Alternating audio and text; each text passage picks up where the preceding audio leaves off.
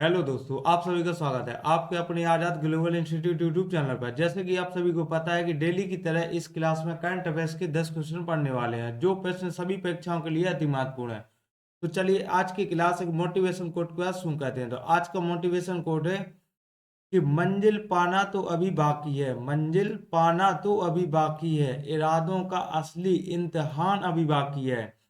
तौली है मुट्ठी भर जमीन अभी तो, कि तौली है मुट्ठी भर जमीन अभी तो, पूरा आसमां तौलना अभी बाकी है। तो चलिए आज की क्लास शुरू करते हैं। तो आज की क्लास का पहला क्वेश्चन है कि हाल ही में प्रधानमंत्री नरेंद्र मोदी ने मेगा प्लस मीगा मांगा प्लस मीगा की नई अवधारणा कहाँ पर प्रस्तुत की गई है। तो मांगा और मीगा की नई अवधारणा प्रस्तुत की गई है, यह प्रधानमंत्री नरेंद्र मोदी के द्वारा कहाँ पर प्रस्तुत की गई है। तो यह यूएसए में की गई है। तो इसका आंसर हो रहा है यूएसए। तो मीगा मीगा के बारे में देखते हैं। तो मीगा का अर्थ होता है भारत को फिर से महान बनाना, और मांगा का होता है इसे यूएसए को फिर से महान बनाना। तो मीगा का उद्देश्य है भारत को फिर से महान बनाना, और मांगा का होता है यूएसए को फिर से महान बनाना। और यह इंडिया और यूएसए के बीच में यह अवधारणा कहाँ पर प्रस्तुत की गई है। तो इसे यूएसए में ही प्रस्तुत किया गया है। तो इंडिया की तरफ से इसमें मोदी जी शामिल हुए हैं, और यूएसए की तरफ से इसमें ट्रंप शामिल हुए हैं। जो ट्रंप यूएसए के 47वें नंबर के राष्ट्रपति चुने गए हैं। और यह डोनाल्ड ट्रंप किस पार्टी से संबंधित है। तो इनकी पार्टी का नाम है रिपब्लिकन पार्टी है। चलिए नेक्स्ट देखते हैं। सन 2030 तक द्विपक्षीय व्यापार, सन 2030 तक द्विपक्षीय व्यापार को बढ़ावा देने के लिए ऐसे $500 बिलियन का उद्देश्य रखा गया है। चलिए नेक्स्ट क्वेश्चन पे चलते हैं। Question number 2। तो हाल ही में पीएम मोदी ने किस देश में आयोजित संवाद वैश्विक हिंदू बौद्ध पहल, संवाद यानी वैश्विक हिंदू बौद्ध पहल कार्यक्रम का संबोधन किया है। तो इसका कार्यक्रम का संबोधन कहाँ पर किया गया। तो यह थाईलैंड में किया गया है। तो संवाद के बारे में देखते हैं। तो यह संवाद को भारत और जापान ने सन 2015 में स्टार्ट किया था। तो संवाद के देखते हैं। तो इसे वैश्विक हिंदू बौद्ध पहल के नाम से भी जाना जाता है, और इसे अभी बैंकॉक यानी थाईलैंड में इसका संबोधित किया गया है। इस कार्यक्रम को, इस कार्यक्रम को 14 फरवरी से स्टार्ट किया गया है। इसमें पीएम मोदी इसे संबोधित करेंगे।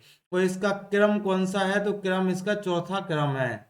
तो देखते हैं जापान के बारे। तो जापान के शिंजो आबे सर्वाधिक पीएम पद पर लंबा कार्यकाल रहा है शिंजो आबे का। तो शिंजो आबे के कौन है।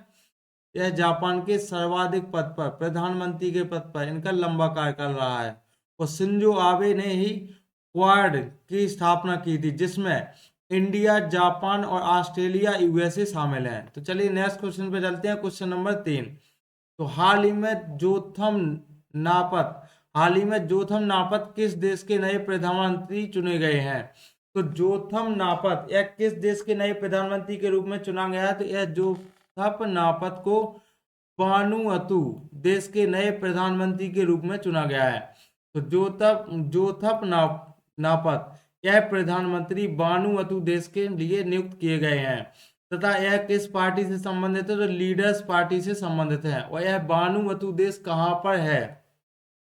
तो इसकी लोकेशन क्या है। तो यह प्रशांत महासागर में स्थित है। तो चलिए नेक्स्ट क्वेश्चन देखते हैं। Question number 4। तो हाल ही में स्वीडिश रक्षा कंपनी साव ने electronics warfare laser warning system 310 के लिए किसके साथ समझौता किया है। तो यह किसके साथ समझौता हुआ है। तो इसे हेल कंपनी के साथ में इसका समझौता किया गया है। तो इसकी फुल फॉर्म क्या है। तो इनकी फुल फॉर्म होती है हिंदुस्तान एरोनॉटिक्स लिमिटेड कंपनी है। तो इसे साब कंपनी का, स्वीडन की एक कंपनी है साब कंपनी।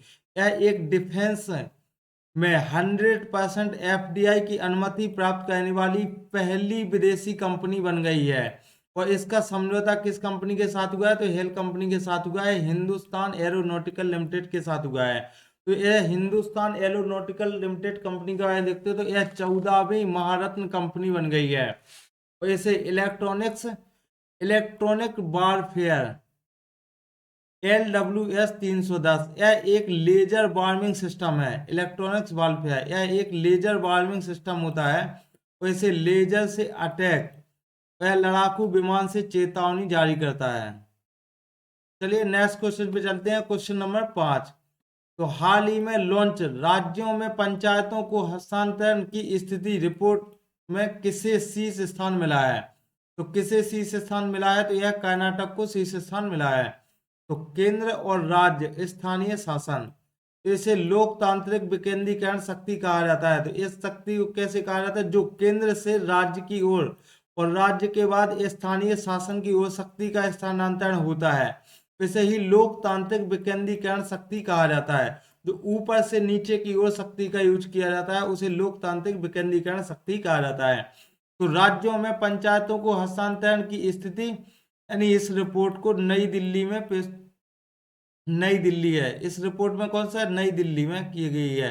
तो इसमें टॉप पर कौन से राज्य हैं? तो टॉप पर इसमें कर्नाटक राज्य, सेकंड पर केरल है और तीसरे नंबर पर तमिलनाडु है। और इसे चौथे नंबर पर महाराष्ट्र, पांचवें नंबर पर उत्तर प्रदेश रहा है और मध्यम में बिहार राज्य रहा है। तो चलिए नेक्स्ट क्वेश्चन पे चलते हैं, क्वेश्चन नंबर 6। तो हाल ही में महिला प्रीमियर लीग का तीसरा सीजन कहाँ प्रारंभ हुआ है? तो हाल ही में महिला प्रीमियर लीग का तीसरा सीजन प्रारंभ किया गया है। तो यह कहाँ पर प्रारंभ किया गया है? तो यह बड़ोदरा में इसको प्रारंभ किया गया है। तो देखते हैं WPL के बारे में। तो WPL की फुल फॉर्म क्या है? तो महिला प्रीमियर लीग। तो इसका इस बार कौन सा संस्करण हुआ है? तो इसे तीसरे संस्करण हुआ है जो 14 फरवरी से 15 मार्च तक चलने वाला है।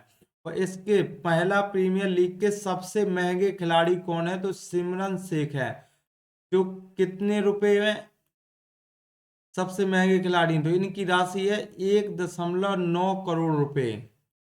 और इसकी महिला प्रीमियर लीग की शुरुआत कब हुई थी? तो इसकी शुरुआत बड़ोदरा गुजरात में हुई थी। इसका फर्स्ट बार रॉयल चैलेंजर्स और गुजरात के बीच में खेला गया था, फर्स्ट पहला मैच। तो इसे बेंगलोर की है royal Challengers. Royal Challengers team कहाँ की है? तो बेंगलोर की है। और इसे गुजरात के साथ में इसका फर्स्ट मैच हुआ था। तो इसमें कुल टीम भाग लेने वाली कितनी है? तो इसमें 5 टीम भाग लेने वाली हैं। और इसके कहाँ पर खेला गया है? तो इसे बड़ोदरा, लखनऊ और मुंबई, बेंगलुरु में खेला गया है। चलिए नेक्स्ट क्वेश्चन पे चलते हैं, क्वेश्चन नंबर 7। तो हाल ही में राजा भलेंद्र सिंह ट्रॉफी से किसे सम्मानित किया गया है?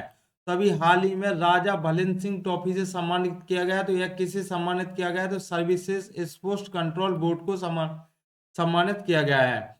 जैसे 38वें नेशनल गेम्स के बारे में देखते हैं। तो 38वें नेशनल गेम्स में यह तथा कहाँ पर इसका आयोजन हुआ? तो इसे उत्तराखंड में, तथा इसे 12 शहरों को किया गया है। तथा देहरादून में इसका शुरुआत की गई थी और हल्द्वानी में इसे समाप्त किया गया था। उत्तराखंड के 12 शहरों में इसका आयोजन किया गया है, यह याद रखना है। तो यह कौन सा नेशनल गेम्स है? तो 38वें नंबर के नेशनल गेम्स है। इसका शुभंकर क्या है? तो मौली है, इसको ध्यान रखना है। और मसाल का नाम क्या है? तो तेजस्विनी इस मसाल का नाम है। और कुल खेल इसके कितने हैं? तो 35 इसके कुल खेल हैं। और टॉप पर कौन है? तो राजा भलेंद्र ट्रॉफी। इसकी सर्वोच्च ट्रॉफी कौन सी? राजा भलेंद्र ट्रॉफी, जिसे सर्विसेज स्पोर्ट्स कंट्रोल बोर्ड को मिली है। वैसे आर्मी, नेवी और एयरफोर्स इसके समूह को ही सर्विसेज स्पोर्ट्स कंट्रोल बोर्ड कहा जाता है। तो 39वें नंबर के नेशनल गेम्स कहाँ पर हुए थे? तो यह मेघालय में हुए थे। और 37वें नंबर के पिछले पिछले नेशनल गेम्स कहाँ पर हुए थे? तो इसे गोवा में हुआ था। और फर्स्ट स्थान पे क्या रहता है? तो लाहौर। तो चलिए नेक्स्ट क्वेश्चन पे चलते हैं, क्वेश्चन नंबर 8। तो हाल ही में चर्चा में रही बरूड़ सागर झील कहाँ स्थित है? तो हाल ही में चर्चा में रही बरूड़ सागर झील, यह राजस्थान में स्थित है। तो राजस्थान के अजमेर में स्थित है, राजस्थान के अजमेर में स्थित है बरूड़ सागर झील। तो इसे फायर सागर के नाम से भी जाना जाता है। फायर सागर से इसका नाम चेंज करके इसे बरूड़ सागर झील कर दिया गया है। तो पहले इसका नाम क्या रखा गया था? फायर सागर। अभी इसका नाम चेंज करके बरूड़ सागर कर दिया गया है, जो पानी के देवता के नाम पर इसका नाम कर दिया गया है। तथा फायर सागर के से अकाल राहत के समय इसे 1892 में इसकी स्थापना की गई थी। तो इसका निर्माण किया गया था। चलिए नेक्स्ट क्वेश्चन पे चलते हैं, क्वेश्चन नंबर 9। तो हाल ही में चर्चा में रही इन विट्रो गैमेटोजेनेसिस IBG का संबंध किससे है? तो इसका संबंध किससे, तो यह एक नई प्रजनन तकनीक है। तो आईबीजी तकनीक यह एक नई प्रजनन तकनीक है। इसकी फुल फॉर्म क्या है, तो इन विट्रो गैमेटोजेनेसिस कहा जाता है। इसमें क्या होता है कि इसमें स्टेम सेल ली जाती हैं तथा मेल और फीमेल के, इसमें मेल स्टेम सेल से ही इसके शुक्राणु का निर्माण किया जाता है और फीमेल स्टेम सेल से ही अंडाणुओं का निर्माण किया जाता है। और फिर इस शुक्राणु अंडाणुओं को निषेचन करवाया जाता है, जिससे गैमेट्स यानी युग्मनज का निर्माण होता है और यह माँ यानी गर्भाशय में प्रवेश करा दिया जाता है और जिससे इसे सैरोगेट मदर कहा जाता है। और फिर बेबी बर्थ यानी इस बच्चे का जन्म हो जाता है। तो चलिए नेक्स्ट क्वेश्चन पे चलते हैं, क्वेश्चन नंबर 10। तो हाल ही में आइंस्टीन वलय की खोज किसने की थी, तो हाल ही में आइंस्टीन वलय की खोज की गई थी। इसे यूरोपीय अंतरिक्ष एजेंसी के द्वारा आइंस्टीन वलय की खोज की गई थी। यह आकाशगंगा के चारों ओर पाई जाने वाली परिधि होती है, तो इसे नाम दिया गया है आइंस्टीन वलय। इसकी खोज किसने की है, तो यूरोपीय स्पेस एजेंसी के द्वारा इसकी खोज की गई है। यह आकाशगंगा के चारों ओर स्थित होती है और इसे खोजा गया है यूक्लिड दूरबीन के द्वारा, इसे खोजा गया है। तो यूरोप स्पेस एजेंसी की है यूक्लिड दूरबीन के द्वारा इसे खोजा गया है। यह 590 मिलियन प्रकाश वर्ष दूर है। इसकी दूरी कितनी है, तो 590 मिलियन प्रकाश वर्ष। चलिए नेक्स्ट क्वेश्चन पे चलते हैं, क्वेश्चन नंबर 11 है। आरबीआई अपने नवनियुक्त गवर्नर संजय मल्होत्रा के हस्ताक्षर वाले 50 रुपए के नए नोट करेगा जारी। तो चलिए आज की क्लास यहीं पर समाप्त करते हैं। आई होप कि आप सभी को यह क्लास पसंद आई होगी, तो वीडियो को लाइक करें और ऐसे ही लगातार डेली करंट अफेयर्स की वीडियो देखने के लिए चैनल को सब्सक्राइब करें और बेल आइकन दबाना ना भूलें।